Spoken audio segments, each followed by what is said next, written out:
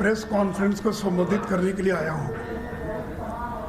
कल से लेकर अभी तक हमारे पार्टी के नेताओं ने काफ़ी बातों का जिक्र किया है। मैं प्रयास करूँगा कि उन बातों को दोहराया नहीं जाए। मित्रों, एक तो ये झूठा प्रचार किया जा रहा है, कि आरसीपी सिंह को बिना नीतीश कुमार की सहमति के केंद्र में मंत्री बना दिया गया। तो मैं आपसे स्पष्ट करना चाहूँगा कि जब 2019 में हमारी सरकार बनी, उसमें शिवसेना के 19 एमपी थे और जनता दलियों के केवल 16 एमपी थे। तो पार्टी ने तय किया कि एक मंत्रिपरिषद में हर दल को एक जगह दी जाएगी। तो कि जब हम शिवसेना को एक दे रहे हैं तो किसी अन्य को ज़्यादा देने का कोई सवाल ही पैदा नहीं होता था। तो केंद्र की सरकार ने, आदरणीय प्रधानमंत्री जी ने यह तय किया कि हर दल से एक व्यक्ति को मंत्री बनाया जाएगा।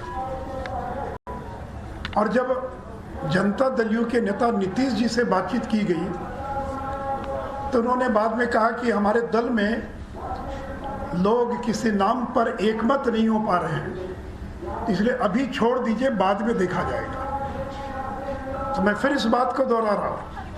उन्होंने कहा कि हमारे दल में किसी नाम पर सहमति नहीं बन पा रही है, इसलिए अभी छोड़ दीजिए, बाद में देखा जाएगा।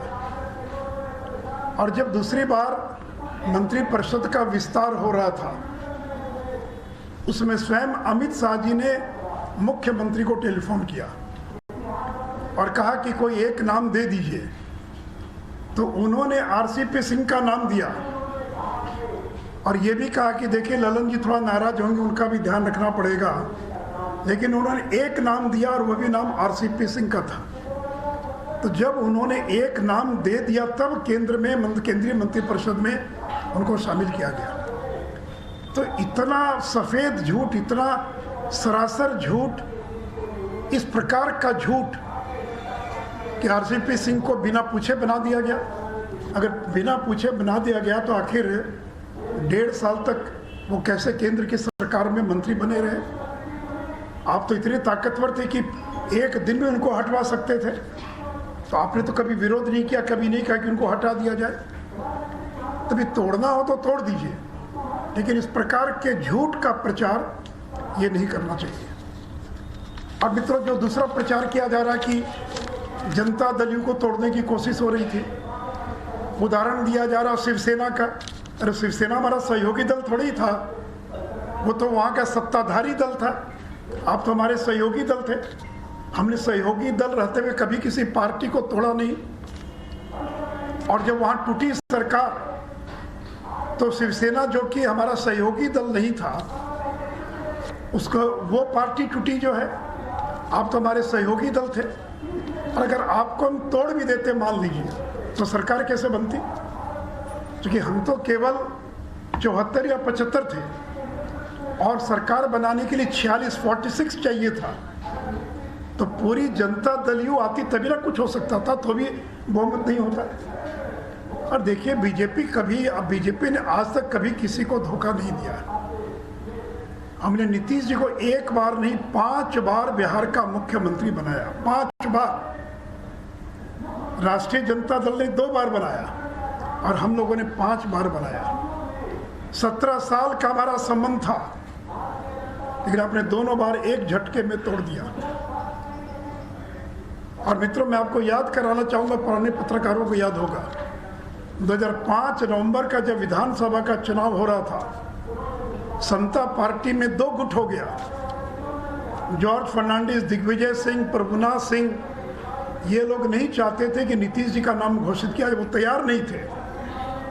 और मैंने बिना पार्टी से पूछे मैंने उनके नाम का ऐलान किया कि 2005 में नवंबर के चुनाव का मुख्यमंत्री का उम्मीदवार नीतीश कुमार होगा, और पार्टी ने उस पर मोहर लगाई। तो जिस बीजेपी ने आपको 5 बार बिहार का मुख्यमंत्री बनाया, आपके पार्टी के विरोध के बावजूद आपके नाम का ऐलान किया और आपको मुख्यमंत्री बनाया, उस पार्टी को आपने धोखा दे दिया। और देखिए मित्रों, ये जो विश्वासघात है, ये केवल बिहार की जनता के साथ विश्वासघात नहीं है। 2020 के अंदर वोट मिला नरेंद्र मोदी के नाम पर, आपके नाम पर वोट नहीं मिला। अगर आपके नाम पर भी वोट मिला होता तो हम 150 पौने 200 पार कर जाते। अगर आपके नाम पर वोट मिला होता तो आपको कल 43 सीट नहीं मिली होती।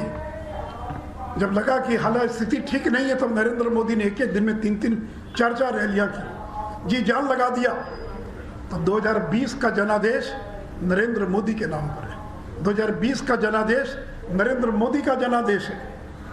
और 2020 में जब नरेंद्र मोदी आए तो ये तो समाज के सभी तबकों का वोट मिल रहा था, लेकिन जो अति पिछड़ा समाज है, जो 30-35% है, क्योंकि नरेंद्र मोदी अति पिछड़ा समाज से आते हैं। अति पिछड़ा समाज उनको अपना नेता मानता है। अति पिछड़ा का एक एक वोट गिनकर नरेंद्र मोदी की झोली में पड़ गया, तब आप मुख्यमंत्री बने और तब बिहार के अंदर हमारी सरकार बनी। तो नीतीश जी, ये केवल नरेंद्र मोदी का अपमान और नरेंद्र मोदी के साथ विश्वासघात नहीं है, ये बिहार के जो अति पिछड़ा समाज है, जो 30% अति पिछड़ा है, उसको आपने अपमानित किया है। और ये वही राजद के लोग हैं जिनके 15 साल में अगर सबसे ज़्यादा कोई प्रताड़ित हुआ तो ये अति पिछड़ा समाज के लोग हुए, जिनकी ज़मीनों पर कब्जा कर लिया जाता था, मार के भगा दिया जाता था, वोट नहीं देने दिया जाता था। और जिसको लालू जी ने कभी जिन कहा था, वो जिन जब आपके साथ आ गया तब सरकार बनी। और आज वो जिन आपके साथ नहीं है, वो भारतीय जनता पार्टी के साथ है, नरेंद्र मोदी के साथ है। इसलिए ये गलतफहमी ना रहे। 2015 और 2020 में बहुत अंतर है। उस समय अति पिछड़ा आपके साथ था, आज नरेंद्र मोदी के साथ है। और नरेंद्र मोदी की लोकप्रियता पहले की तुलना में कई गुना ज़्यादा है। और मित्रों, पिछली बार जब आपने गठबंधन तोड़ा आरजेडी से, तो आपने कहा मैं भ्रष्टाचार के मुद्दे पर कोई समझौता नहीं करूंगा, और कहा कि तेजस्वी ने कोई जवाब नहीं दे पाए, इसे मैं गठबंधन तोड़ रहा हूं। उस समय तक केवल सीबीआई ने छापा मारा था, अब तो सीबीआई ने चार्जशीट फाइल कर दिया। तो आपके मंत्रिमंडल में जो डिप्टी सीएम बनने जा रहे हैं, वो चार्जशीटेड हैं, भ्रष्टाचार के मामले में चार्जशीटेड हैं, वो बेल पर हैं। कल कोर्ट अगर चाहे तो उनकी बेल को खारिज कर सकता है, उनको दोबारा जेल भेज सकता है। तो तेजस्वी यादव ये भ्रष्टाचार से जुड़े IRCTC घोटाले के मामले में ये चार्जशीटेड हैं, ये बेल पर हैं, उनका ट्रायल शुरू हो गया है। और इतने पुख्ता सबूत हैं कि उस ट्रायल का परिणाम उनकी जेल जाने में भी हो सकता है, उनकी सजा के रूप में भी हो सकता है। तो आपकी मंशा क्या है? क्या आप राष्ट्रीय जनता दल को तोड़ना चाहते हैं? क्या आपकी साजिश है कि राष्ट्रीय जनता दल को तोड़कर और मैं बिहार का मुख्यमंत्री बना रहूं? लालू जी तो बूढ़े हो गए, बीमार रहते हैं, ये लड़का कब जेल चला जाएगा पता नहीं है। तो मित्रों, इसलिए मैंने कहा कि लालू जी ने कहा था पलटू राम, बीजेपी ने नहीं कहा था। इसलिए ये कल राष्ट्रीय जनता दल को भी धोखा दे सकते हैं। इसलिए राजद के नेताओं को भी और सावधान रहने की आवश्यकता है। मित्रों, उनकी महत्वाकांक्षा को लेकर बात हो रही है। मित्र, मैं आपको बताना चाहूँगा कि उनके नज़दीकी लोगों ने कई बार प्रयास किया कि उनको उपराष्ट्रपति का उम्मीदवार घोषित कर दिया जाए। उनके लोग आए, हमारे नेताओं से मिले और कहा कि नीतीश जी को उपराष्ट्रपति बना दीजिए, बिहार में आप सरकार चलाइएगा आप लोग। लेकिन जब बीजेपी का अपना बहुमत है तो हम किसी दूसरे को क्यों उपराष्ट्रपति बनाते हैं? तो पता नहीं, मुझे शायद यह भी कोई कारण हो सकता है। और मित्रों, नई सरकार बन गई है, आज शपथ ग्रहण होगा और मैं केवल राष्ट्रीय जनता दल को स्मरण कराना चाहूँगा कि तेजस्वी यादव ने प्रेस कॉन्फ्रेंस में कहा था, अपने हर भाषण में कहा था और कहा था कि 15 वर्ष के एनडीए शासन में रिक्त पड़े 4.5 लाख पद भरने के साथ साथ 5.5 लाख स्थायी पदों का सृजन कुल 10 लाख स्थायी नौकरियों की समयबद्ध बहाली की प्रक्रिया पहली ही कैबिनेट बैठक में पहले दस्तखत के साथ शुरू होगी।